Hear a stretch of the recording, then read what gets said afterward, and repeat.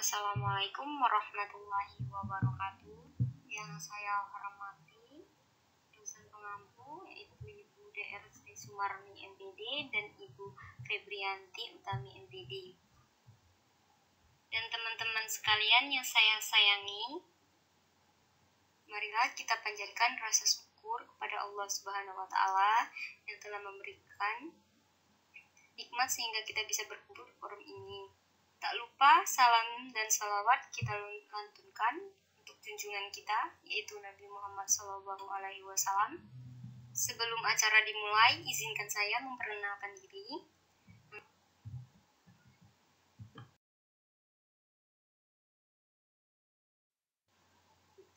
Nama saya Anjali Wulandari, dan pada acara kali ini, saya sebagai moderator, dan perkenalkan juga ini teman-teman saya, Ayu Wulandari, Biratiara, Devina Adelia, Putri, Feni Astriani,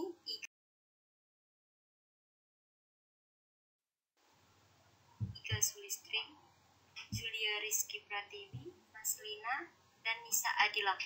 Baiklah, kami akan membahas tentang pendidikan sebagai sistem.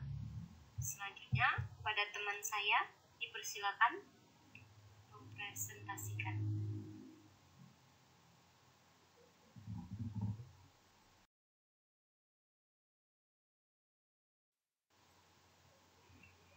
Assalamualaikum warahmatullahi wabarakatuh.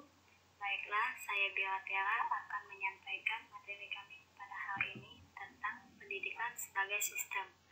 Adapun pengertian sistem, istilah sistem berasal dari bahasa Yunani, sistema, yang berarti sehimpunan bagian atau komponen yang saling berhubungan secara teratur dan merupakan suatu keseluruhan. Sistem merupakan istilah yang memiliki makna sangat luas dan dapat digunakan sebagai sebutan yang melekat pada sesuatu. Adapun pengertian sistem menurut para tokoh diantaranya: 1. Menurut Belaha Benati dalam bukunya Instructional System, mengemukakan bahwa sistem berarti satuan objek yang disatukan oleh suatu interaksi atau saling ketergantungan. 2. Menurut Soeharjo, sistem adalah kesatuan fungsional daripada unsur-unsur yang ada untuk mencapai tujuan. 3. Sahara Idris tahun 1987 mengemukakan bahwa sistem adalah suatu kesatuan yang terdiri atas komponen-komponen atau elemen-elemen atau unsur-unsur sebagai sumber-sumber yang mempunyai hubungan fungsional yang teratur, tidak sekedar acak yang saling membantu untuk mencapai suatu hari.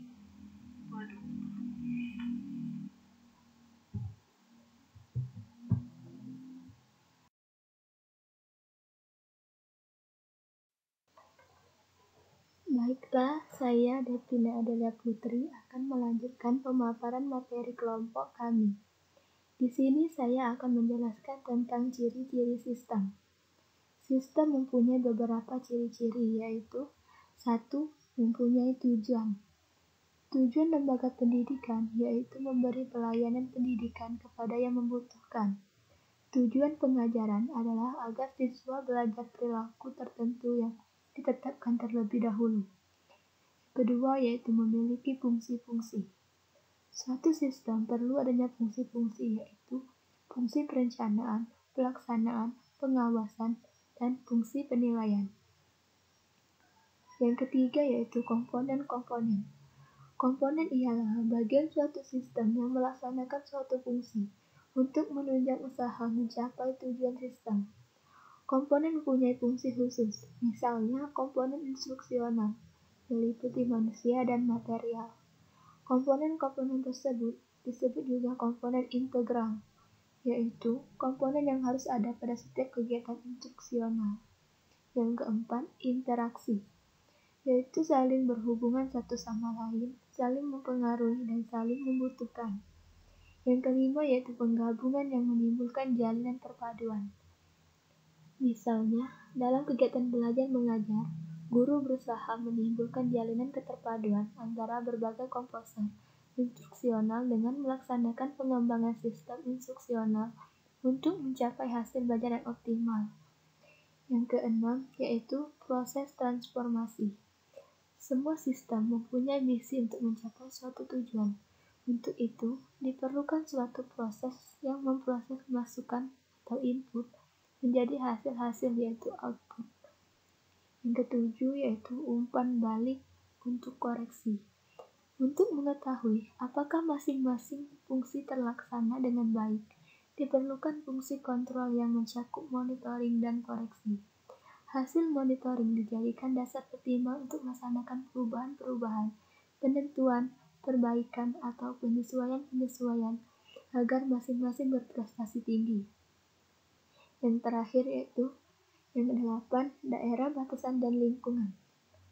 Antara suatu sistem dan bagian-bagian lain atau lingkungan di sekitarnya akan terjadi interaksi. Namun, antara suatu sistem yang lain mempunyai daerah batasan tertentu. Suatu sistem dapat pula merupakan subsistem dari sistem yang lebih besar, itu suprasistem. Sekian, terima kasih. Selanjutnya akan dilanjutkan oleh teman kami Iga Sulistri.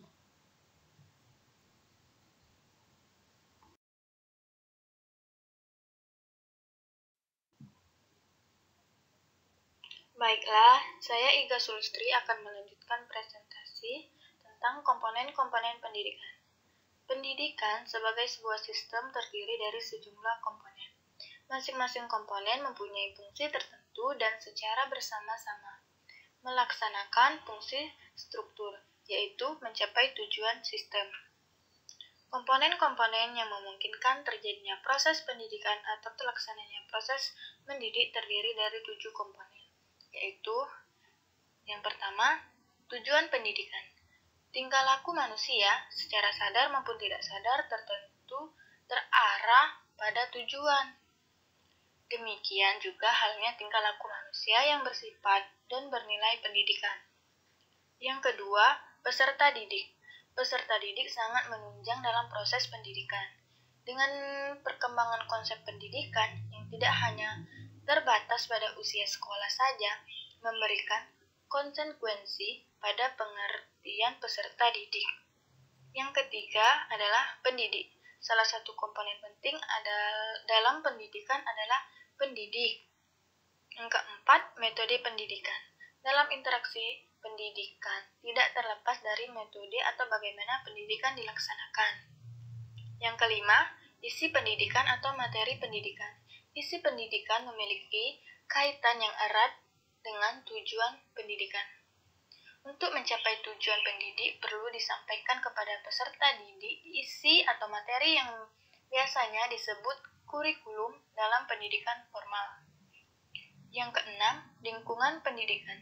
Lingkungan pendidikan meliputi segala segi kehidupan atau kebudayaan. Yang ketujuh, alat dan fasilitas pendidikan. Alat dan fasilitas pendidikan sangat dibutuhkan dalam proses pendidikan. Dengan adanya fasilitas-fasilitas pendidikan, maka proses pendidikan akan berjalan dengan lancar sehingga tujuan pendidikan akan mudah dicapai.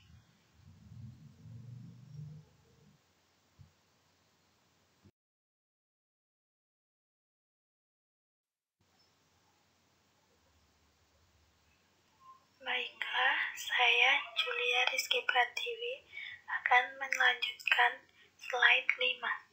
1. Tujuan pendidikan. Tujuan umum pendidikan tergantung pada nilai-nilai atau pandangan hidup tertentu. Pandangan hidup yang menjiwai tingkah laku manusia akan menjiwai tingkah laku pendidikan dan sekaligus akan menentukan tujuan pendidikan manusia. Keharusan terdapatnya tujuan pada tindakan pendidikan didasari oleh sifat yaitu A. Ilmu pengetahuan normatif, B. Ilmu pengetahuan praktis. 2. Peserta didik. Peserta didik sangat menunjang dalam proses pendidikan dengan perkembangan konsep pendidikan yang tidak hanya terbatas pada usia sekolah saja, memberikan konsekuensi pada pengertian peserta didik. Baiklah, slide selanjutnya akan dijelaskan oleh Mas Lina.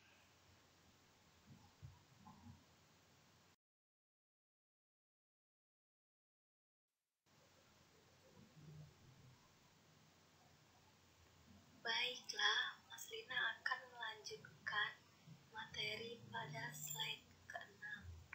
3. Pendidik. Pendidik merupakan salah satu komponen penting dalam pendidikan. Terdapat beberapa jenis pendidik dalam konsep pendidikan sebagai gejala kebudayaan yang tidak terbatas pada pendidik di sekolah saja.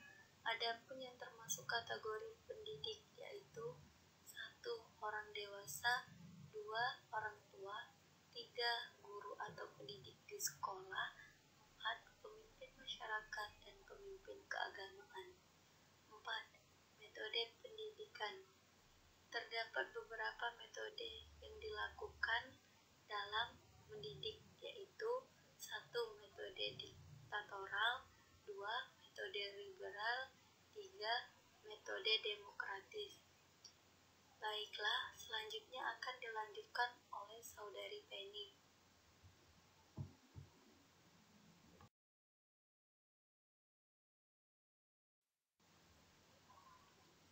Baiklah, saya Feni Astriani akan melanjutkan slide yang ke-7. 5.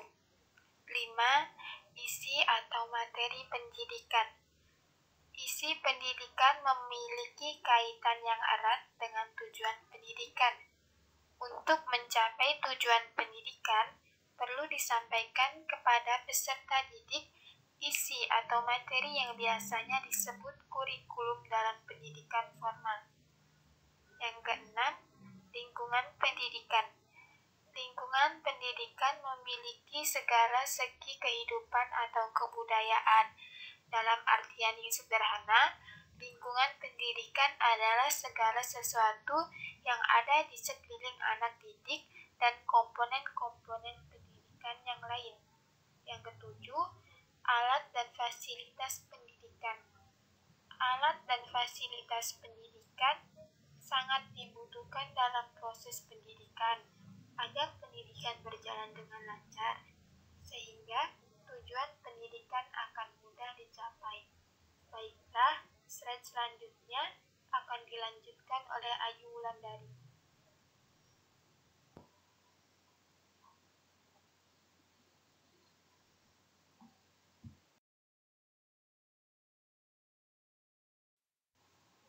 Baiklah, saya Ayu Wulandari akan melanjutkan kembali penjelasannya. Di sini saya akan menjelaskan tentang faktor-faktor yang mempengaruhi pendidikan, di mana dalam hal ini terbagi menjadi 7, yaitu sebagai berikut.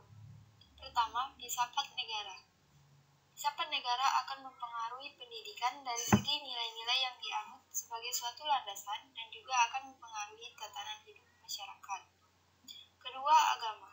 Agama memiliki peranan penting dalam pendidikan, di mana pendidikan agama berpengaruh besar dalam pendidikan moral atau etika anak didik.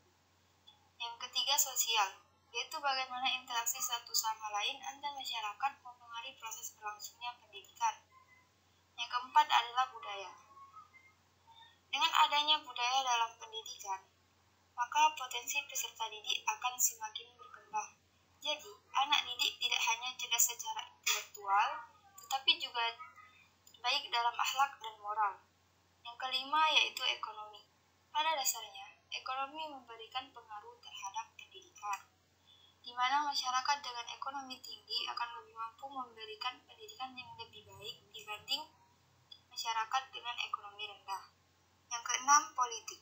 Kebijakan politik menentukan berjalannya proses pendidikan dengan memberikan subsidi kepada pendidikan. Dan yang terakhir yaitu yang ketujuh ialah demografi. Pendidikan dan demografi berkaitan erat, karena dengan ketersediaan data demografi akan dapat dijadikan dasar atau pedoman dalam perencanaan pembangunan bidang pendidikan.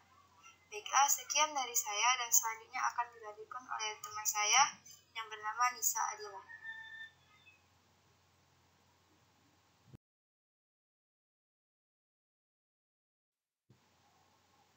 Baiklah, saya Nisa Adila akan melanjutkan penjelasan. Analisis sistem dalam pendidikan. Penggunaan analisis sistem dalam pendidikan dimaksudkan untuk memaksimalkan pencapaian tujuan pendidikan secara efektif dan efisien. Prinsip utama penggunaan analisis sistem dipersyaratkan dalam menangani permasalahan pendidikan, agar para pelaksana pendidikan berpikir secara sistematis, yakni memperhitungkan segenap komponen pendidikan dalam menangani permasalahan pendidikan. Penggunaan analisis sistem merupakan strategi yang sangat baik untuk memecahkan berbagai permasalahan pendidikan. Analisis sistem tidak saja berguna untuk memecahkan permasalahan pendidikan yang bersifat mikro, melainkan juga sangat berguna untuk memecahkan permasalahan pendidikan yang bersifat makro. Sekian, terima kasih.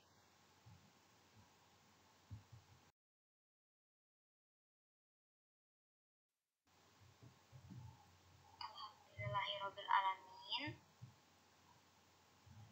Diskusi pada hari ini berjalan dengan lancar. Baiklah, dari diskusi ini saya akan menyimpulkan itu pendidikan sebagai suatu sistem adalah suatu komponen yang saling berhubungan secara teratur dalam proses belajar mengajar untuk mencapai tujuan agar para pelajar tersebut dapat secara aktif mengembangkan potensi di dalam dirinya yang diperlukan untuk dirinya sendiri dan masyarakat. Pendidikan merupakan suatu usaha untuk mencapai tujuan pendidikan. Suatu usaha pendidikan menyangkut 3 unsur pokok, yaitu unsur masukan, unsur proses usaha itu sendiri, dan unsur hasil usaha. Hubungan ketiga unsur itu dapat digambarkan sebagai proses pendidikan sebagai suatu sistem. Sekian diskusi kita hari ini.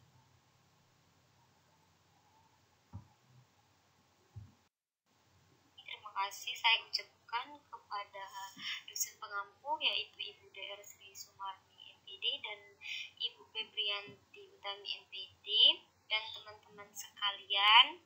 Terima kasih untuk atas partisipasinya sehingga acara ini berjalan dengan lancar. Saya mohon maaf jika terdapat kesalahan dalam acara ini. Kepada Allah saya mohon ampun. Saya akhiri, wabillahi taufiq wal hidayah. Wassalamualaikum